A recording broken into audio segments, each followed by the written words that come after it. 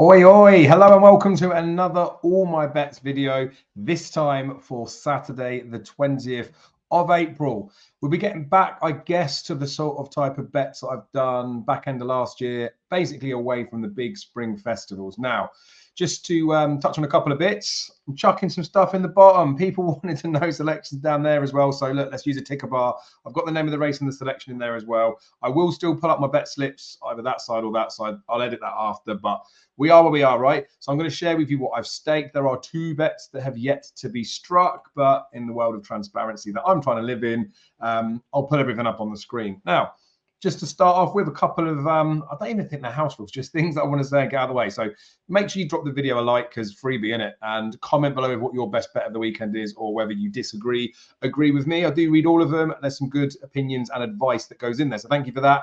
Also, please make sure you are subscribed to the channel. 70% of you that watch the videos aren't. So why not? Just subscribe. Right, that's those bits out of the way. I will talk a little bit about the staking stuff as well before we move on to it, right? So you'll have seen at Cheltenham that and even at Aintree, right, my staking probably doesn't fall in line with what a lot of other people are thinking. I guess the easiest way for me to explain at the moment is, right, I am trying to transition to cut out as much of the, I don't want to be rude, but the crap bets out of my my betting, but I'm still like a punter at the end of the day, right? So it sounds terrible, right? Almost like a professional person, which I'm not claiming to be, but obviously doing these videos and sharing stuff, I'm almost sort of making that out a little bit, aren't I? But I do all right out of the betting stuff. I feel like there are better opportunities sometimes to stake a little bit bigger on some, but I do like a bet on a weekend, right?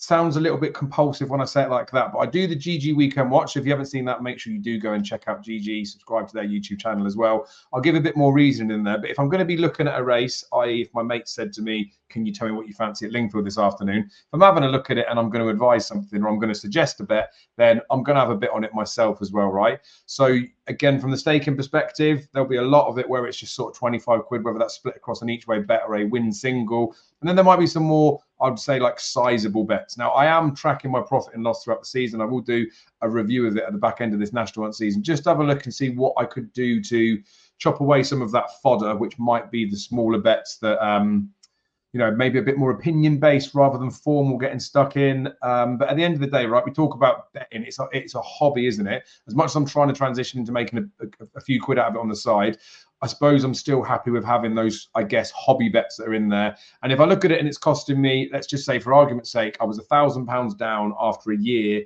for the trash bets, then I'm looking at that saying, okay, it's costing me about £80 a month to enjoy a hobby. And obviously, I do feel like some of those bets as well will allow me to see things differently. I'll be reading into form, keeps things ticking over. So I do think there's a little bit of a value in there, but, you know, I'm waffling too much about that stuff. So don't get too caught up in there about why I'm staking 25 quid on something, yet I'm having maybe £200 on something else. The bigger bets, I guess, are the ones that I fancy more. I do things differently. And you'd have seen from the profit and loss, like I'm doing okay out of it. So let's crack on, right? Saturday bets. We will kick off. I'm not going to give you all the ins and outs of why I may fancy something. I don't believe you.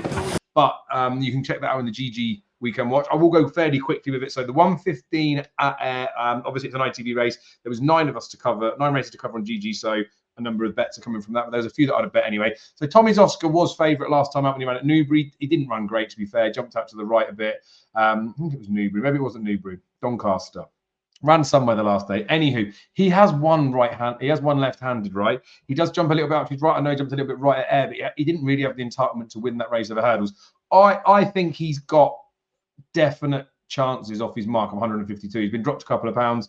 There are a few in here that are coming off the back of wins, like Sam Barrett with a £10 hike, recent run and all that sort of stuff, where, look, I get it. I can see their place in the markets, but I thought Tommy's Oscar would be like a 3 or 4 to 1 poke. Now, you may be shouting in the comments, if you think he's a 3 or 4 to 1 poke and you're getting 15 to 2, which is what I bet him at, why have you not had a load more on? Well, let's be honest. It was a race that I looked at more for the sake of looking at it, and I know that there are risks attached with these ones. So, again, from a staking plan perspective, probably good advice would be not to bet in this particular way. Like, the bigger the odds in terms of the chance you think something's got, the bigger the bet. If you think something's an even money poke and you can get 2 to 1, you should have X amount. If you can get 4 to 1, you should have even more X amount. But obviously, I touched on the fact that some of these are a bit more just like punty type bets. So we are where we are with that, right? So I'm fairly happy with that. I've had £25 win on Tommy's Oscar at 15-2. He is shortening up. I would have probably bet him still a little bit shorter, but I like I say, as much as I thought he could be a 3 or 4 to 1 poke, I still would have won 6 or 7 to 1 about him to have a bet. So that's where we are with the opener. In the second race, it's the 1:30 at Newbury, another one that will be on ITV. I've backed Arrest in this, right? Now, this would be a bit more of a bigger bet. I've had £100 win on Arrest. When we were doing the recording, he was about like a 5 to 4 poke. 11 to 8 was the top price. I wasn't like disappointed with that price. I was fairly happy to take it, but I was thinking of maybe just holding £100 on an online account so I could potentially cash and play at a bigger price, because I kind of feel like he's going to be a weak market horse. Now, on the exchanges, there's quite a lot of liquidity for the Newbury races, so there was already some 13 to 8 available. When I take the commission away, it works up that I'll get £256.80 back from 100, so just over 6 to 4. I spoke to a couple of mates as well, right? So as much as I know I'm all right on the flat, I do know there are better judges out there. I was questioning to a couple of good judges, like, surely he's a very good bet, because I think he's a God-given certainty, as I said in the GG Weekend Watch. They're lukewarm on him.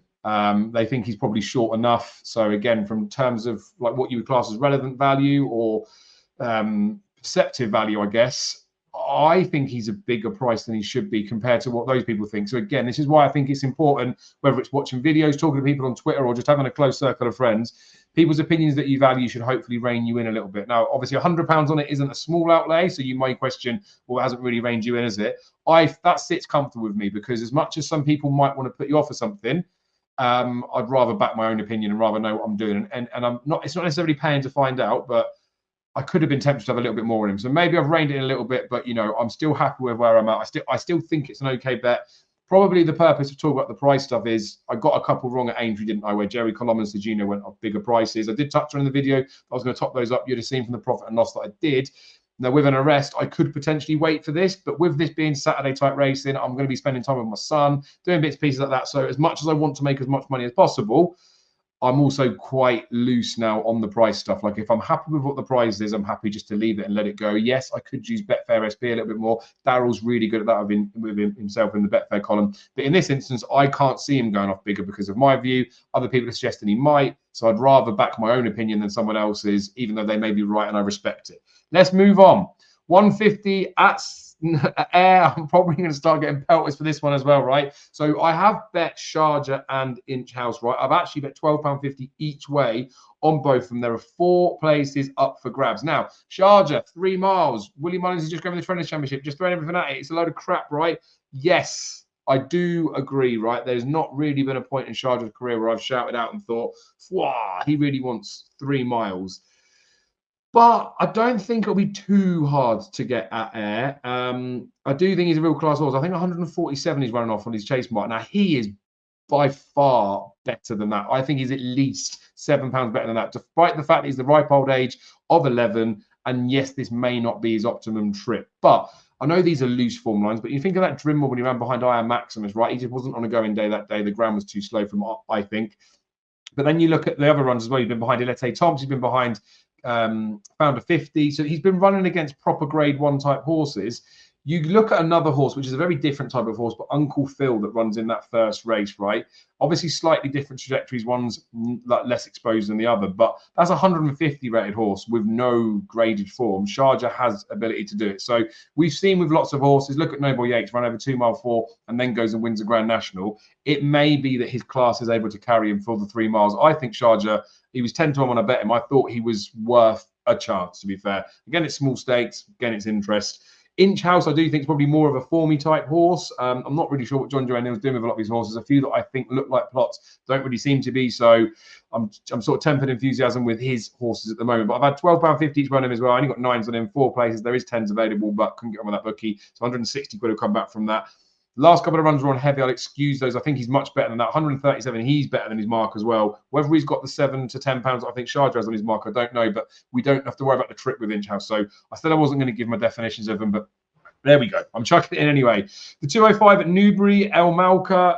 Talked about this one on the pod with Kate and Andrew, and I saw Matty's column as well for Gigi. So all 4 of us were in agreement that Amalka's sort of the one that you could land on in this. A £25 win at 13 to 2. Now, this would be the type of bet where Sometimes I'd quite happily not bet it and be happy that I got it right, or like find out that I got it wrong after.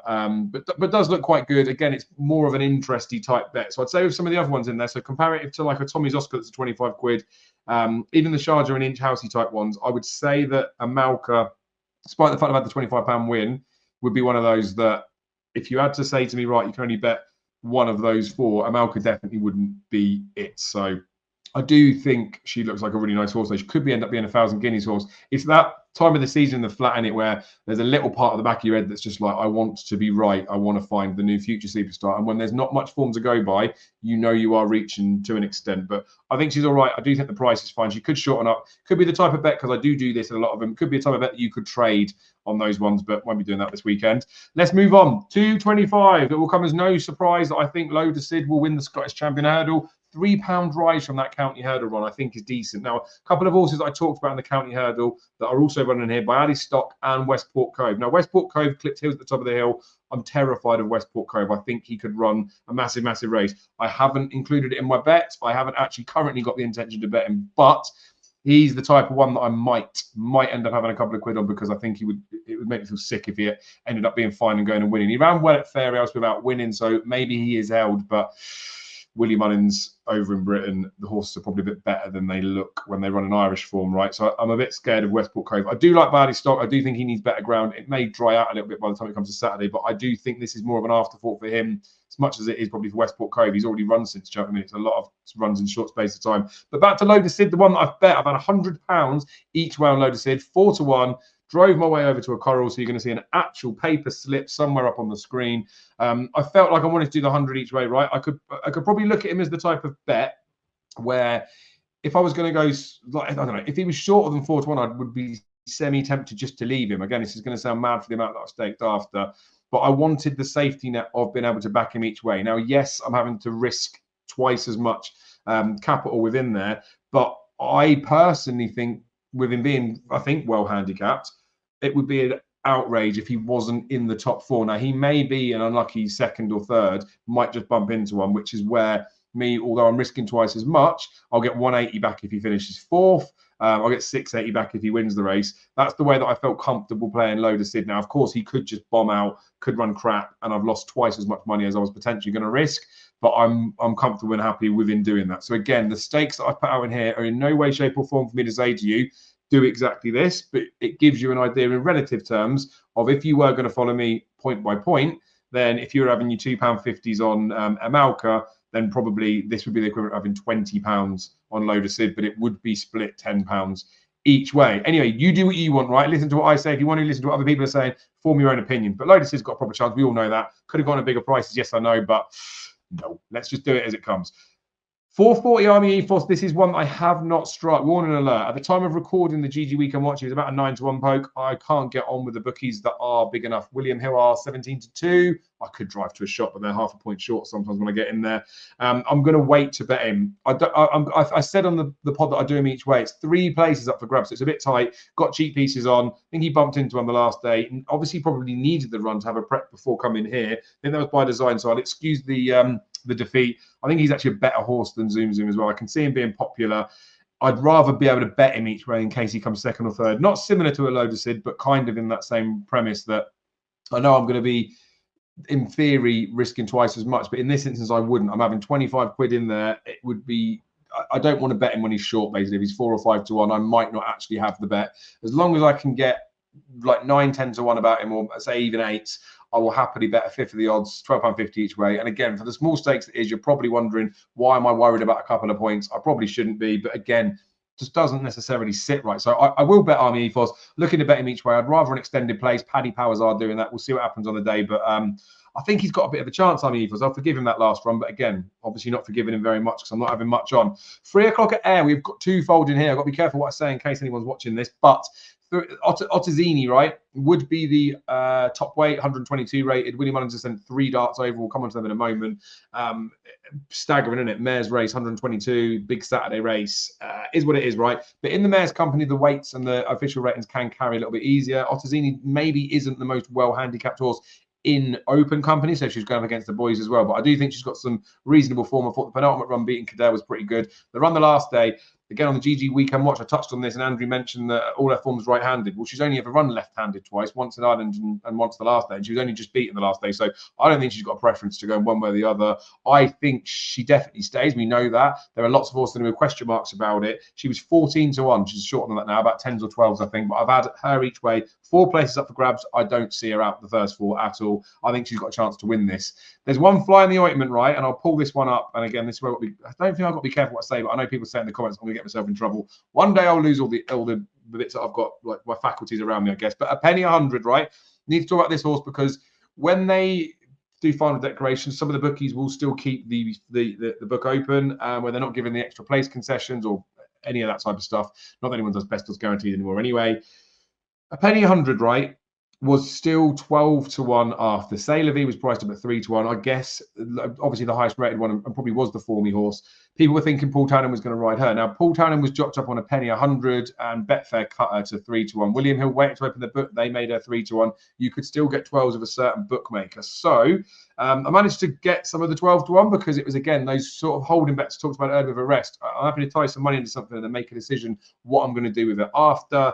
I basically arbed a penny 100, right? And again, someone managed to work out who my account is, then I'd probably get in trouble for doing this. It's frowned upon. I say get in trouble, I just lose my account because it's not part of the thing. But you don't have to do what you want. But basically, I've bet her at 12-1, and I've laid her on the exchanges at 4-1. So I've got a £675 free roll. You can do the maths to work out that I staked 75 quid on there. Now, it may be with that one that I could actually look to trade a little bit in running, right? So, for example, my headspace feels like I chuck a little low even money lay at 175 quid. So if she is beat but trades even money, I'll make 175 quid. And if she's trades short and she does win, obviously she would trade short if she won, I'd win 500 quid. So I may free roll that, and potentially if you guys are interested in it, I'm going to do a few extra videos through the season. I'm going to talk a few about ARB and opportunities that goes out there as well. So if you're interested in that, drop a comment below, let me know, and I'll show you how to do that stuff. But yeah, I've got money sat there as a free roll.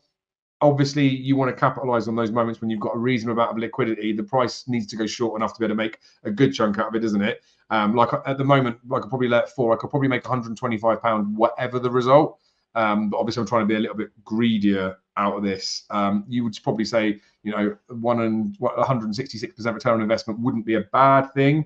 But yeah, maybe it's a little bit of greed. But when they're a free roll, right, it doesn't feel so bad. But anyway, talk too much about that. Don't get me arrested. Don't lock me up. It's not illegal. It's frowned upon. Right. The 3:15 Radobarg. I like this horse. I think he's potentially quite good. He's very good at the beginning of the season, though, would be my big fly with him. It's a big field race. There's lots of horses in potentially with opportunities. He was 10-1 when I've bet him. It's 5 places up for the grabs. I've only had £12.50 each way. Again, more of like your Saturday type bet rather than let's get stuck in his good value. I really, really strongly fancy it. I do question that with a lot of races when it comes to the flat this early in the season, unless you're getting involved in the listed, the group stakes races where horses have potentially got a history of doing it, like Ottoman Fleet earlier in the week. I do think you have to be brave to be getting stuck into stuff. Like you'll see people tipping up unraced 2-year-olds and having like a chunk of money on them. I can't understand that in my head. So with something like this, we have got some substance with the fact that it's run back like previous seasons. And like I say, season on season form early is the time to catch this one. But I'm still only so excited I'm going to get about races like this, right? It would be similar to, again, sounds really rude, but you'll see with my handicap bets during the season, there might be some that I will have a good whack on, but then will be mostly some of the others, it's more of an interest. But still happy to try and make some money out of doing that.